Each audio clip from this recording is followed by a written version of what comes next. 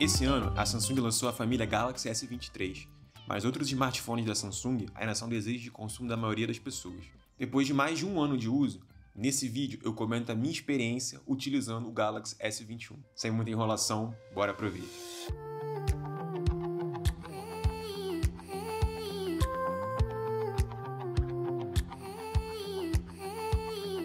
Bom, antes de começar, eu quero comentar que esse aqui não é um vídeo onde eu vou trazer uma série de especificações técnicas, benchmarks e outras coisas. Eu trago aqui a minha experiência de usuário com o Galaxy S21 e aquilo que mais me agradou e desagradou, independente se é um gadget da maçã ou da Samsung. Bom, dentro dessa minha experiência, o primeiro ponto que eu vou comentar é sobre a bateria. A bateria é um ponto polêmico sobre esse smartphone da Samsung. O Galaxy S21 veio ao Brasil equipado com o processador Exynos 2100. Esse processador não é equipado em todos os modelos ao redor do mundo, onde alguns contavam com a versão Snapdragon. O Exynos é conhecido pelo alto consumo de bateria e eficiência menor quando comparado com as versões Snapdragon. Bom, na prática, nesse um ano de uso, eu senti que o aparelho deixava um pouco a desejar no dia a dia. Bom, eu estou comentando no meu uso em que basicamente eu utilizava redes sociais, às vezes alguns joguinhos, mas nada muito além disso não. Na prática, com esse uso moderado, muitas vezes foi difícil chegar ao final do dia com a bateria em carga cheia.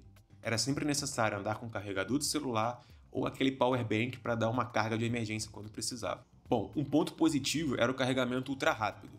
Em cerca de meia hora eu conseguia já dar carga suficiente para chegar até o final do dia com ele. Quando a gente pensa essa relação entre bateria e processador, na verdade ela vai afetar uma série de processos do próprio telefone no seu uso do dia a dia. Caso você use a gravação de vídeos e tire fotos com certa frequência, com certeza a sua carga será consumida mais rapidamente. Essa também foi a minha sensação em alguns jogos. Rapidamente a bateria ia sendo drenada e em questão de minutos eu perdia 10, às vezes 15% da bateria. Então imagina, você sai de casa levando um telefone, quer jogar no ônibus, no metrô, no caminho, com certeza você já tem que ir preparado para parar em algum momento do seu dia e carregar o telefone. Se a bateria é um ponto que deixa a desejar, uma outra coisa que eu não posso reclamar é do conjunto de câmeras desse carinha aqui. Desde a aquisição do S21, eu pude lidar com outros 3 smartphones. Eu tive já um iPhone 12 e agora um iPhone 14 Pro.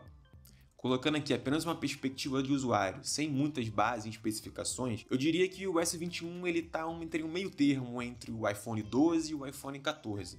Bom, em relação ao iPhone 14 Pro, não é nem justo a gente comparar, porque aí o seu correspondente seria o S21 Ultra. Mas nesse caso, são os smartphones que eu tenho experiência. Eu sempre gostei muito dos contrastes das fotos da Samsung. No S21 não foi diferente. Combinado com os diferentes modos de câmeras e ajustes possíveis, a Samsung sempre me ofereceu uma experiência satisfatória em relação à captura de imagens. Comparando com as fotos tiradas nos iPhones, eu acho que sim, existe um certo delay nos telefones da Samsung. Mas, de verdade, isso não compromete a nossa experiência no dia a dia enquanto um usuário comum. Inclusive, quando comparado com o iPhone 12, as fotos tiradas em ambiente com pouca luz sempre saíram melhor do que nos telefones da maçã. Eu acredito que esse smartphone é bem potente no quesito câmera, e essa foi uma experiência que sempre me agradou, por exemplo, quando eu comparo com o iPhone 12, que é bem mais basicão nesse sentido. Bom, o terceiro ponto, eu vou englobar aqui um conjunto de fatores. Vou falar do design e vou falar da tela principalmente. Eu sempre achei o S21 com uma boa pegada. Para quem já teve outros modelos da Samsung, como por exemplo o Galaxy S8, sabe do que eu estou falando. A dificuldade que já era de segurar o Galaxy S8 em mãos era uma coisa absurda. Basicamente você era obrigado a usar a capa com ele. No caso do Galaxy S21, as bordas elas são menos curvas e mais quadradonas. Não tanto quanto, por exemplo, os modelos do iPhone 12. Mas isso já é o suficiente, na minha perspectiva, para dar uma boa pegada e você conseguir usar ele inclusive sem capa. É claro que dificilmente a gente vai usar um smartphone sem capa hoje, até pelo risco de queda e o próprio dano que pode acontecer no aparelho. Mas isso por si só já melhora muito a experiência com os telefones da Samsung. Uma coisa que para mim já faz diferença em comparação com outros modelos é a Samsung já colocar no seu modelo de entrada uma tela de Dynamic AMOLED. Essa tela de Dynamic AMOLED ela já conta com a frequência de 120 Hz, o que muda bastante a experiência.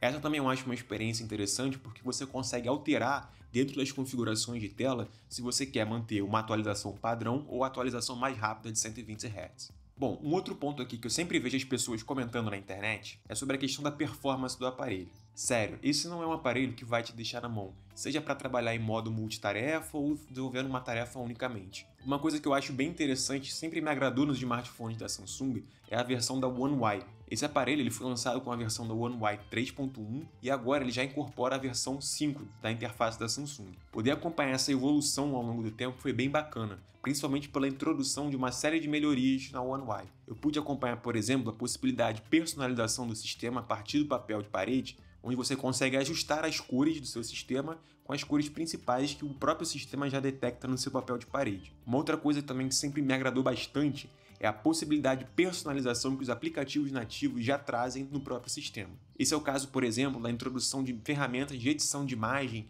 lá no aplicativo de galeria. Se você é um usuário comum, basicamente você não vai precisar do outro aplicativo para fazer aquelas pequenas edições nas suas fotos. O aplicativo Galeria ele vai ser suficiente sim. Isso é bem interessante porque recentemente foi adicionada inclusive uma ferramenta de remoção de objetos, que torna o aplicativo muito mais completo. Essas pequenas introduções em que a Samsung faz no seu sistema sempre para mim deram uma cara de um sistema mais robusto e completo, em que eu não preciso ficar todo o tempo catando um aplicativo ou pagando por fora para conseguir usar as funcionalidades mais importantes para mim.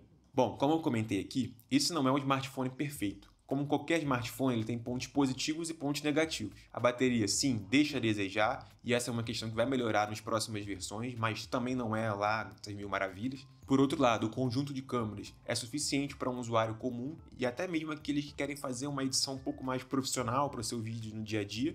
E enquanto experiência do usuário, o design, assim como os incrementos que o próprio sistema da Samsung traz, sempre me agradaram bastante nesse smartphone. Bom, levando em consideração então a minha experiência com o aparelho, eu acredito que ela é bem satisfatória ao longo desses últimos anos, principalmente quando eu penso no preço que eu paguei nele. Na época, eu comprei esse smartphone pelo site da Samsung no sistema da Troca Smart. Tive ali uma dor de cabeçazinha para receber o dinheiro, mas consegui, e eles valorizaram o meu aparelho com um valor bem interessante e que, no fim das contas, o S21 saiu o preço de um Samsung A de entrada. Se você está pensando em pegar um aparelho da Samsung para 2023, eu já ficaria de olho no S22 da Samsung. Isso é claro, se tratando de um modelo novo.